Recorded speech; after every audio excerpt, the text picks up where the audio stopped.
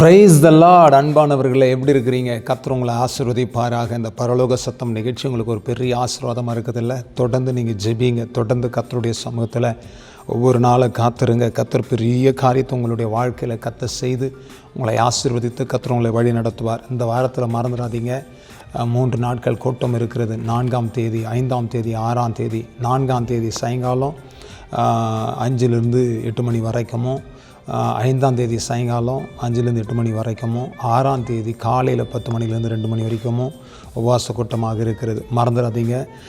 ஆகாய் மெல்கிசேதேக்கு வர்றாங்க. ஒரு பயங்கரமான விடுதலையை பார்க்க போகிறோம். கர்த்தர் பலத்த காரியத்தை செய்ய போகிறார். நீங்கள் வந்து கலந்து கொள்ளுங்கள். கர்த்தர் பெரிய காரியத்தை நம்முடைய வாழ்க்கையில் கர்த்தர் செய்வார். ஒரு வசனத்தை வாசிக்கிறேன். சங்கீதம் 11வது சங்கீதம் 5வது வசனம். கர்த்தர் நீதிமானை சோதித்து அறிகிறார், துன்மார்கனையும் கொடுமையில் பிரியமுள்ளவனையும் அவருடைய உள்ளம் வெறுக்கிறது. பாருங்கள், கர்த்தர் நீதிமானை சோதித்து அறிகிறார். உங்களை சோதித்து அவர் அறிந்திருக்கிறாருங்க. துன்மார்கனையும் பிரியமானவர்களே கர்த்தருடைய சமூகத்தில் அவர் வெறுக்கிறார் என்று சொல்லி, கொடுமை உள்ளவர்களையும் அவர் வெறுக்கிறார் என்று வசனத்தில் வாசிக்கிறோம். நீங்கள் நீதியாக வாழ்ந்தீங்கன்னா உங்களை சோதித்து அறிந்து உங்களுக்கு இரக்கம் செய்வாருங்க, உங்களுக்கு அற்புதம் செய்வாருங்க. உங்கள் வாழ்க்கையில் பெரிய காரியத்தை கர்த்தர் நடத்துவாருங்க. நீதியாக நடங்க, நீதியாக ஜெபம் பண்ணுங்க, நீதியாக ஓடுங்க, நீதியாக கர்த்தருக்குள்ளே வாழுங்க. உங்களை ஆண்டவர் சோதித்து உங்களை அறிந்து உங்களை ஆசீர்வதித்து உங்களை கனப்படுத்துவார். கர்த்தருடைய வசனத்தின்படி நாம் கர்த்தரை நோக்கி பார்த்து ஜெபிக்கலாமா?